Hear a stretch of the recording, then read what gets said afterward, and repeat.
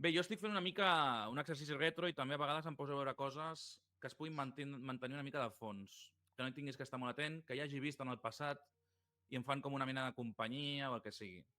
I parlant amb el Bugs Black, que li enviem una abraçada, que ara està tenint un mal moment, i li enviem des d'aquí una abraçada, doncs em va dir, hòstia, està Seinfeld a Netflix, sencera. I, I jo no tenia un record massa extraordinari de la sèrie. De fet, ara explicaré també. Però dius, bueno, és una sitcom clàssica, anem a veure-la una mica així de fons. Ja us dic, vas fent coses, treballes a casa, el que sigui, la tens allí posada a tenir i mires a vegades, et rius del que escoltes, mires de tant en quant, a vegades estic a l'hora de berenar veient episodis ja més concentrat, però que no és una cosa que estigui seguint molt i, evidentment, no és una novetat, com és obvi. Es van fer 9 temporades i el que sí m'ha fet gràcia, més que parlar de la sèrie en si, la sèrie comença bastant fluixa, pel meu gust, la veritat, Sí. però després va millorant. Després va millorant molt notablement. Val? I és el veure una sèrie que és d'una altra època. Això suposo que veient Friends també deu passar, tot i que és una mica més moderna, però jo havia tornat a veure Friends en algun moment i no m'havia passat tant que veus expressions, pues, maricón, i parlar de mariques, i no ho dic entranyablement, però o fer l'acudit que ells dos, no, els dos protagonistes, el George i el Seinfeld, hi ha un moment que es pensa la gent que són una parella homosexual i ells diuen, no, que no ho som, que no passaria res si ho fóssim, I ostres, et quedes així.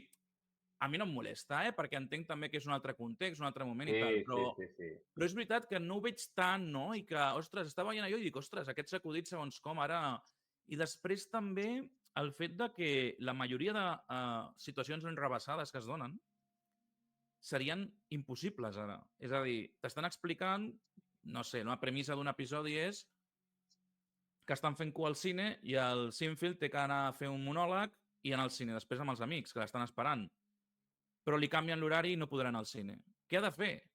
Anar fins al cine, a dir-los no m'espereu, entreu.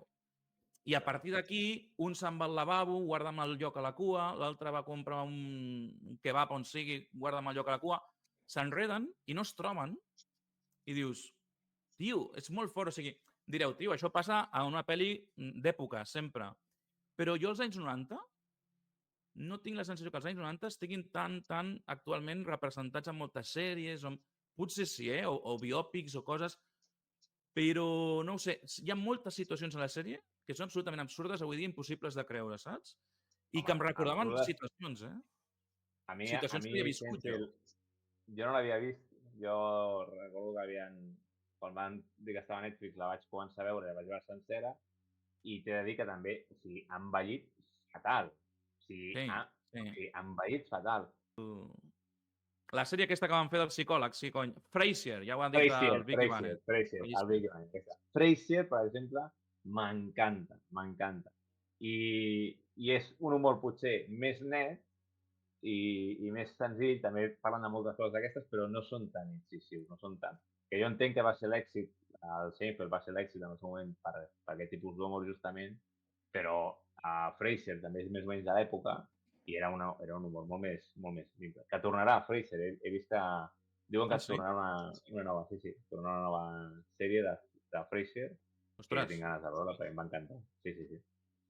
El Seinfeld, això que has dit de l'èxit, em va sobtar perquè mirant 4 coses a internet per tenir una idea, també estava buscant unes imatges que us passaré ara, però es veu que és l'actor, com a actor, més ric del món.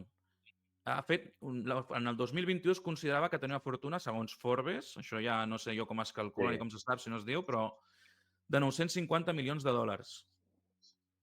I jo dic, collons, doncs, bueno, és que jo per la sitcom sabia que aquest home segur que no passava gana i que era milionari i ho tenia clar, però no em feia la impressió que fos tant. I clar, suposo que en aquell moment que no hi havia tanta plataforma, que hi havia menys competència, menys canals, tot i que hi havia cable als Estats Units i el que tu vulguis, però l'audiència estava menys repartida i segurament quan una cosa tenia un boom, doncs devia No, era una estrella mundial, els Estats Units s'ho menjava tot i com que era monologuista ell també, sortia monòlegs, i en monòlegs també, clar, tu via teatre. Els monòlegs t'he de dir que, almenys els que surten a la sèrie, després n'hi ha una a Netflix que perquè me l'he vist. perquè són de l'època. Sí, perquè el que ha fet més modernet, a Netflix hi ha un de modernet, que surt ell ja gran, Sí. serà de fa un any o de dos, està bé. No és, a mi m'agrada molt el Ricky Gervais i tot ho comparo amb el Ricky Gervais. No està a aquell nivell per mi, no és tan políticament incorrecte, no, però bé, es va deixar veure. Que també n'he vist molts de monòlegs d'aquests a Netflix que no m'agraden, que no puc amb ells. I us volia fer esment a la sèrie, doncs, que, per exemple, a veure si ho puc treure bé, això, que, per exemple, surten cameos, no? Em va fer gràcia veure el Jeremy Piven, aquest és l'Ari Gold del Sèquit, em va fer molta gràcia, perquè a més surt fent de George. En Seinfeld hi ha un moment que ells estan fent com que busquen un càsting, exacte, busquen fer la seva pròpia sèrie i busquen actors i tal, i aquest surt per fer de George, i era bastant curiós. La Lisa Edelstein, la House, sí, i la Skyler, l'Anna Gunn, la Skyler de Breaking Bad. De Breaking Bad, però també surten més, surten el Bob Odenkirk, el Bryan Cranston, o sigui, jo aquests tres, per no fotre'ls tots, tampoc, m'ha fet gràcia esmentar-ho, però clar, vas veient la sèrie, van sortint. Mira, avui he vist un episodi que sortia de Courtney Cox, o sigui que, bueno, Déu-n'hi-do, està simpàtic. Sobre els episodis bons, hi ha 2 temporades, 3 temporades, o sigui que, Déu-n'hi-do, que són dificililles d'empassar, que han envellit molt malament, extremadament malament, però jo, a partir realment de 4ª, 5ª, cada episodi em parteixo el cul, O sigui, cuidao, que no és... El que passa és que em sobta també com va començar de manera tan irregular. Però bé, era una mica fer la mirada enrere